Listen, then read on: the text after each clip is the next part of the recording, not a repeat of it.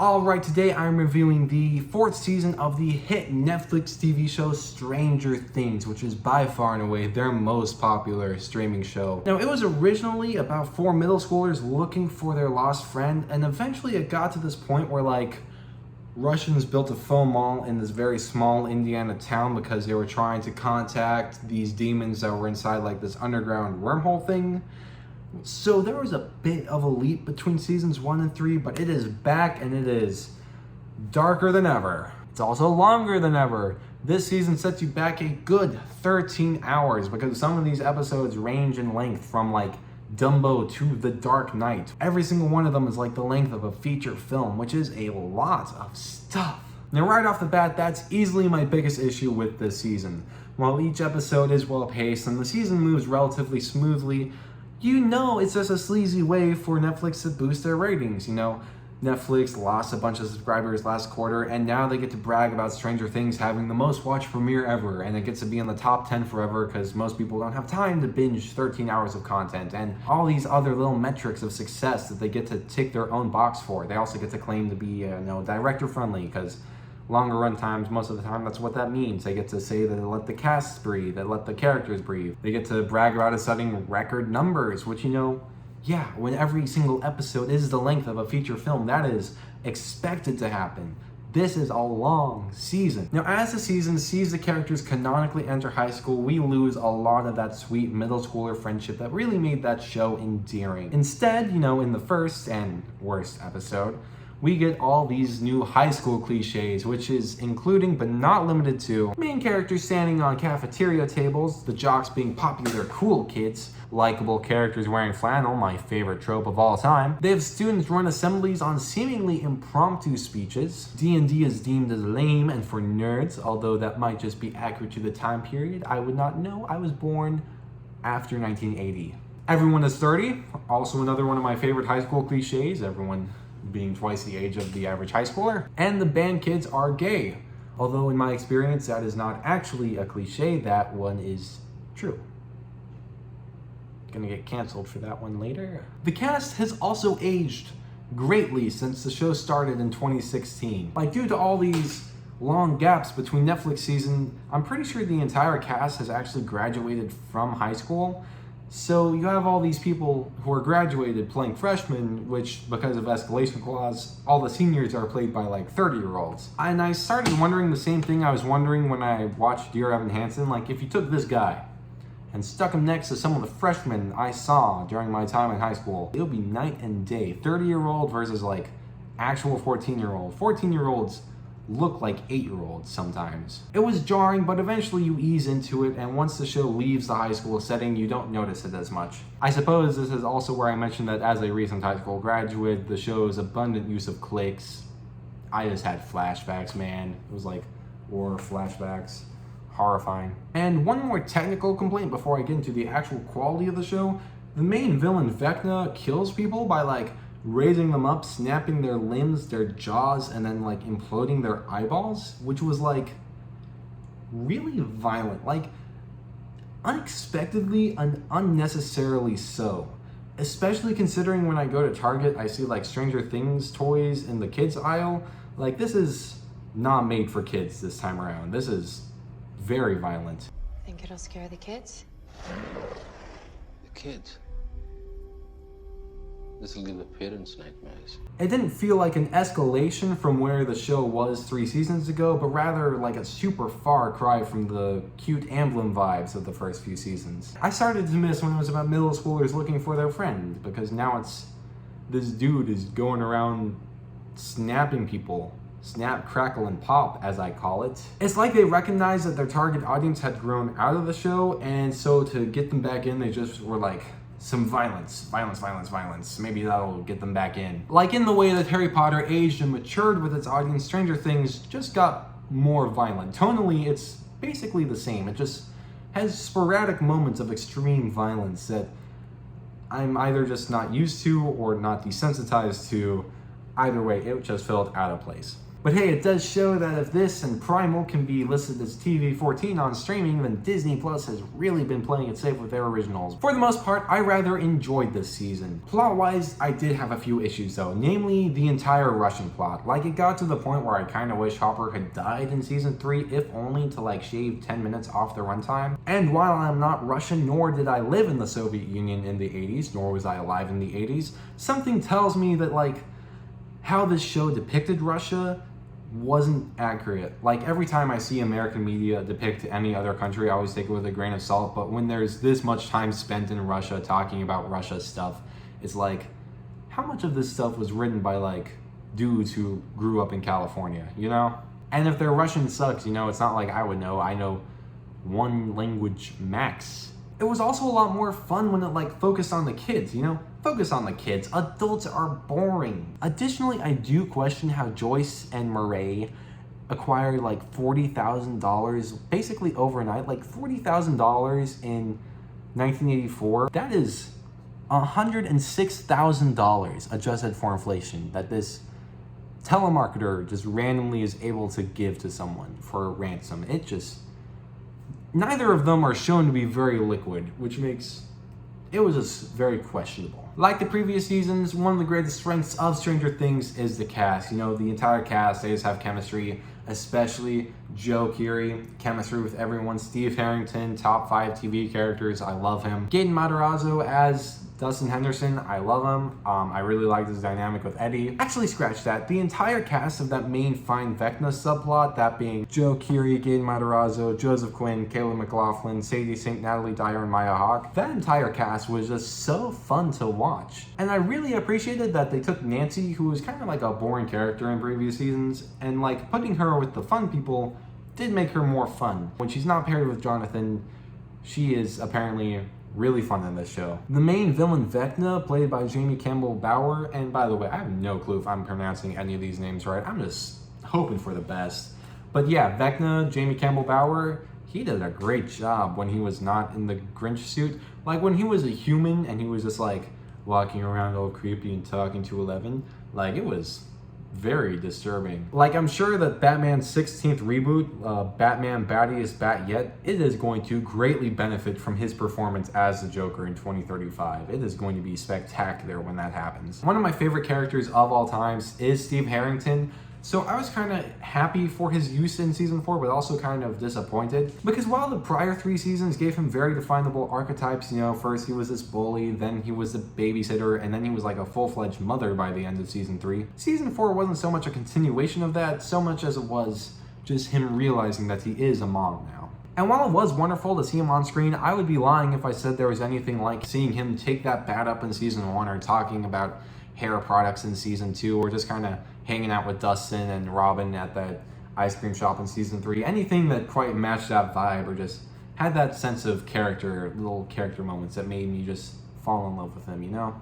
It needed more of the Steve and Dustin dynamic, and part of the reason it's not there is because of Eddie Munson. Now, at first, I really disliked Eddie. Eventually, I did grow to really like him, especially his relationship with Dustin. I really thought that dynamic was very nice. However, I really wish that the season had played up like that Eddie might be replacing Steve as Dustin's surrogate mother, and that there had been more of a little rivalry over Dustin's affection. One of the biggest issues the season faced was definitely that some of these plots and character groupings are far less interesting than the others. Now, we talked about the Russian subplot, and we talked about the main Find Vecna subplot, but there are additional subplots in addition to those plots. Because, you know, the first season had that very strong dynamic of the 4 kids looking for their friend, Jonathan and Nancy looking for Barb, with Steve being a minor antagonist there, and Joyce and Hopper uncovering that conspiracy. Season 4 splintered into a ton of groups, namely the main Find Vecna subplot being one group, you know, Dustin, Lucas, Max, Nancy, Steve, Robin, and Eddie, and then Nancy, Steve, Robin, and Eddie frequently splinter off to do their own thing. Mike, Will, Jonathan, and Argyle form their next group.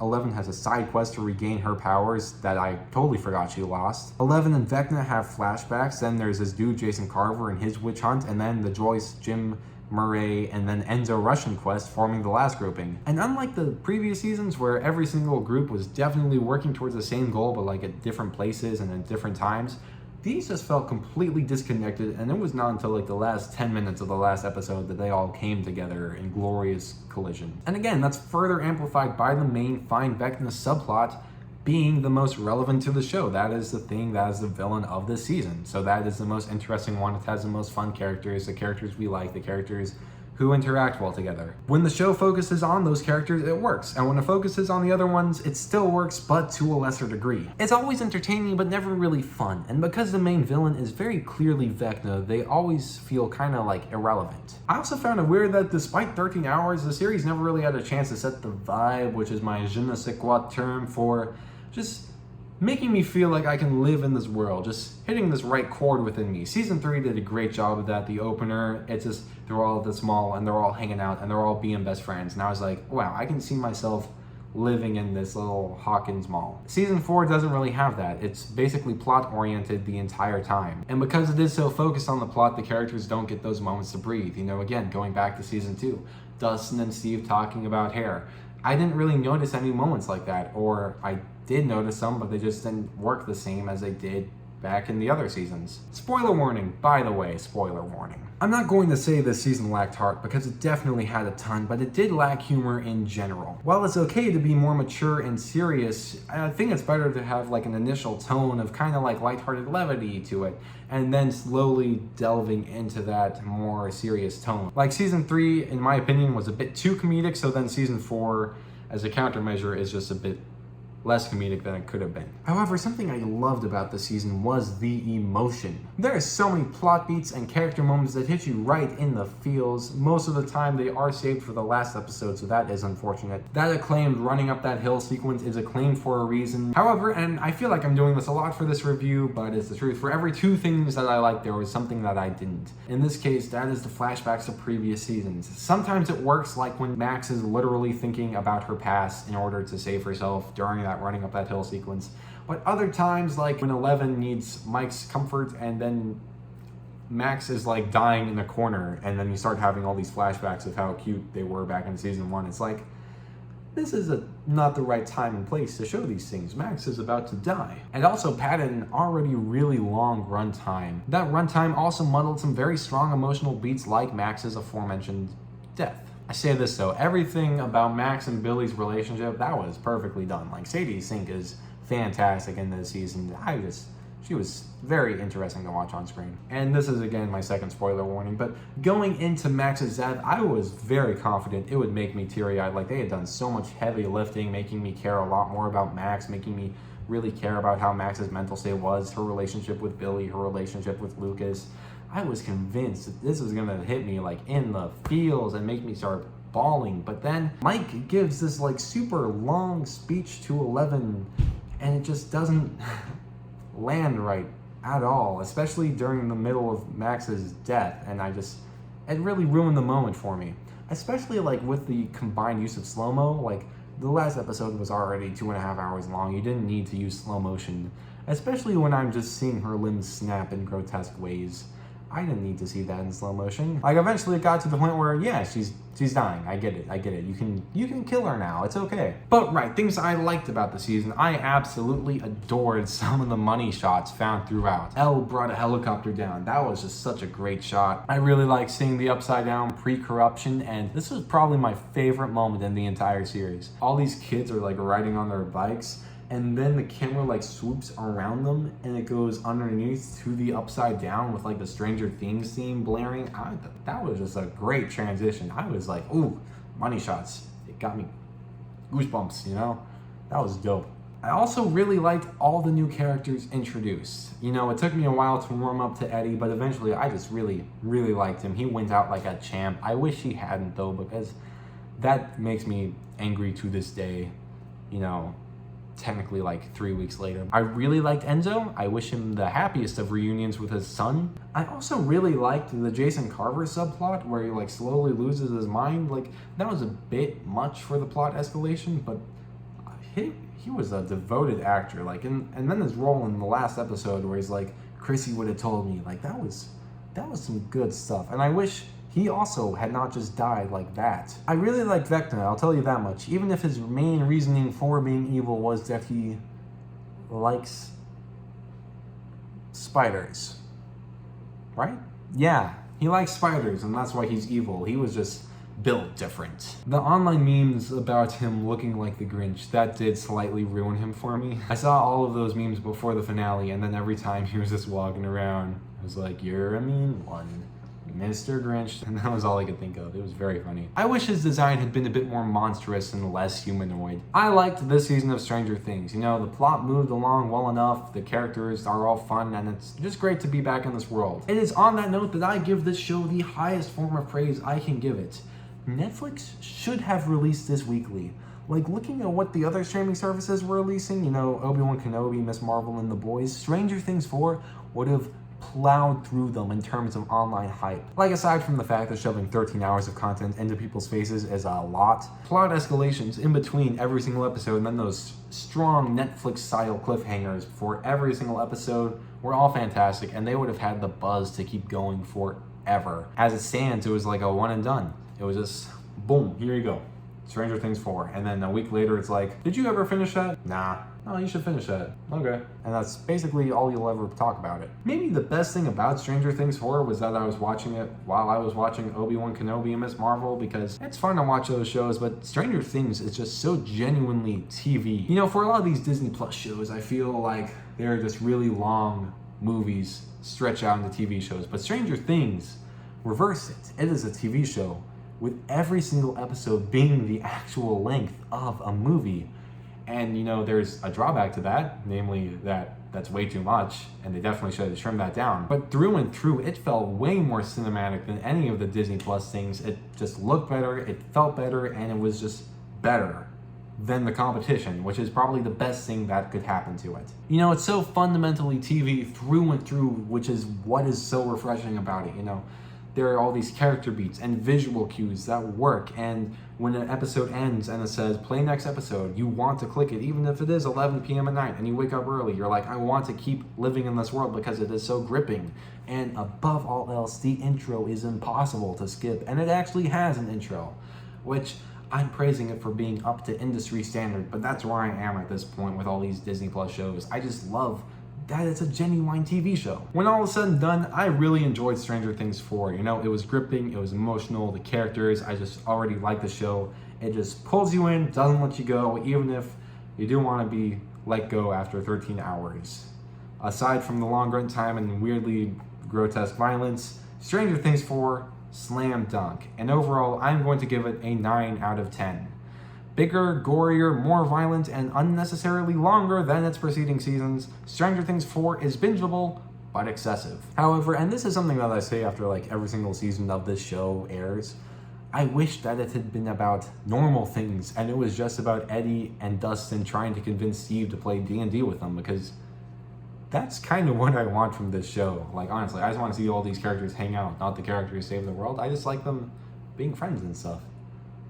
Normal things. Season 5, coming at you, can't wait for it.